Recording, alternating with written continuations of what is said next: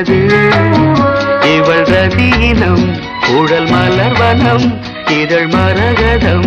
அதில் மதுரசம் இவள் காமன் வாகனம் இசை சிந்தும் மோகனம் அழகை படைத்தாய் ஓ பிரம்மதேவனே மணி விழி